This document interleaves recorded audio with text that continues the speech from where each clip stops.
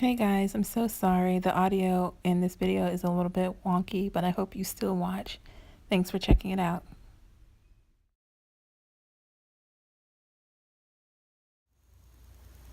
Hey guys, I'm Tila. Welcome to my channel, Life is Beautiful. Today, I wanted to talk a little bit about my journey, and I'm going to do a series of these videos because we're actually always on multiple journeys in our life, whether it's for love, whether it's our career, life in general. We always have different journeys going at the same time to our ultimate journey of our life. So that's a lot of information to kind of talk about in one video. So I'm going to do kind of a series of videos for the different journeys that we may be on, things that I've done that have worked well for me, and kind of tips and things that I have. So for this first video, the journey I'm going to talk about is more of my life journey. In the previous video that I had on my channel, I talked about having made a cross-country move from North Carolina to California. And when I made that move, and ever since I've gotten here, I've gotten so many questions about it because I did the move by myself, and I moved to an area where I did not know anyone, didn't have any friends.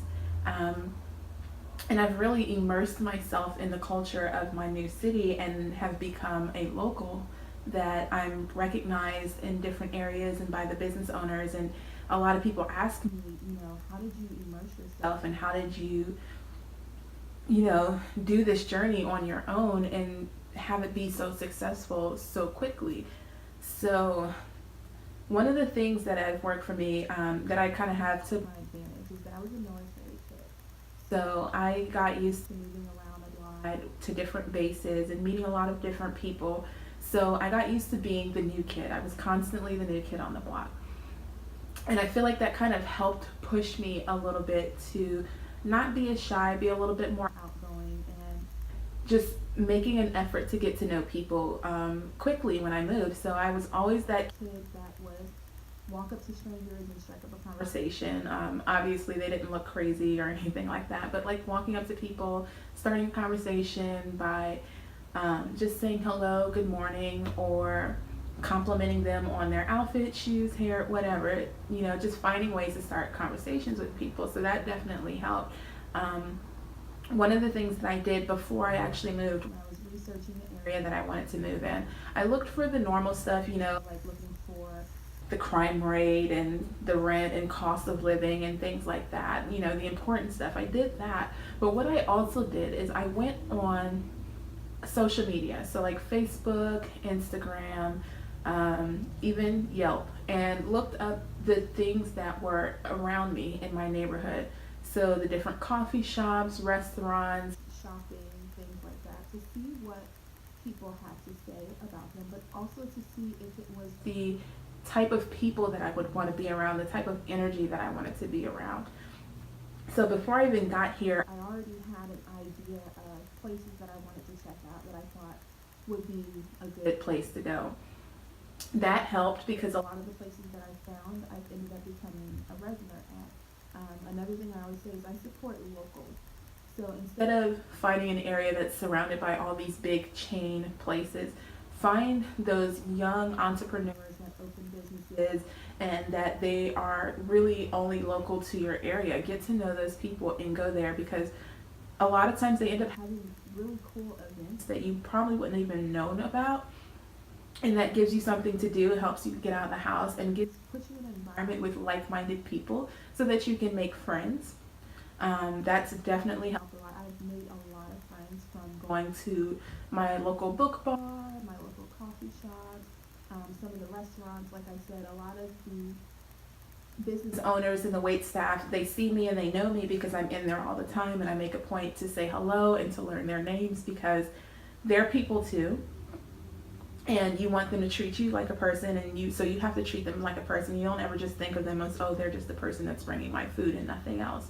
So when I go to places, I'll say, oh, hey Justin, how are you? I get to know them. Just like when I come in, they're like, hey Tila, what are you having today? That helps you build your sense of community. And then also something that I did was, when I was living in North Carolina, I didn't really like working out. I just did the basics, walking. Occasionally I would go to the gym. When I moved, I decided to take a class to do something different. But instead of doing yoga or something like that, I ended up doing a pole dancing class. And funny enough, I fell in love with pole dancing, and I've been doing it since I moved here. And I've met a lot of people through my pole dancing class. And so I have all these different friends from different worlds. So the friends that I've made that are more artistic, that I've met at going at open mics and things like that. I have my friends that I've made through work, and then I have my friends that I've made through pole dancing. And I kind of bring them all together so that I have that sense of community. And it's so important when you move somewhere by yourself that you rebuild your community, because when you were living where you were previously, you probably had all your family and friends around. You probably had your routine and things that you always did. But when you're moving and you're starting over fresh, you want to make the most of it and get the most out of your adventures. So going out and finding things, like I said, in your community, whether you are doing something for charity or you are volunteering, there's always something that you can do to get out of the house. Whenever people move, I've noticed that, they kind of get in their little bubble because they don't really want to go anywhere until they've made friends. Don't be afraid to go out by yourself.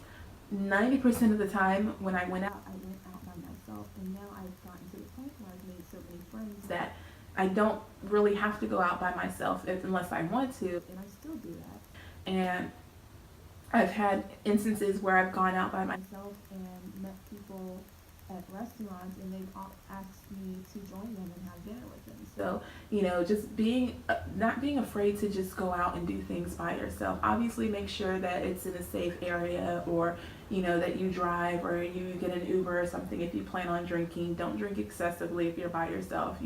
These types of things you would already know, but just getting out there, putting yourself out there. And one of the questions that I always get asked is like, what's your number one conversation starter? I don't have any one particular thing. I literally just, if I see someone with something on that I like, or if I think they're attractive, male or female, I will go up to them and compliment them, because everyone loves a compliment. Everyone loves that little bit of joy of a stranger coming up to you and saying, oh, you know what, your hair looks great, or I love those glasses, they look good on you, or that's a nice shirt, So that's something that I do. Or if we're, like I said, I go to open mic nights. If the artist is good, I'll walk up and tell them, I love your song, your performance is amazing. I kind of walk around and just talk to people, say hello or good morning, how's your day going, things like that. And if you're sitting at a restaurant, go sit at the bar instead of sitting at a table by yourself. Strike up conversation with the bartender or people sitting at the bar as well. Ask them, is there anything going on around here lately that you know about that I should check out? I'm kind of new to the area. People are more than willing to talk to you, especially in this day and age. We always think, everyone's face is so plastered to the phone, no one's going to pay attention. But I kind of make people pay attention, just talk to them, get them chatty. And when you start off with that positive energy and that compliment, then that already puts them in the mood where they're open to that conversation. And then it kind of builds from there. So those are some of the tips that I have from my journey from moving from a place where I was surrounded by friends and family to moving somewhere where I wasn't by myself, and just kind of building my community. Just get out there. Don't be afraid to put yourself out there, because obviously you're moving because you want to start over. You want to start fresh. So don't get yourself stuck in the old ways that you used to be in. Branch out, do things that you probably wouldn't have done before, but you've always thought about doing, and just go for it. So thanks for watching. I hope you enjoyed this video. If this is your first time joining me, definitely watch some of the other videos. Click the subscribe button. There's plenty more content to come. And thanks for watching, and I hope you have a beautiful life.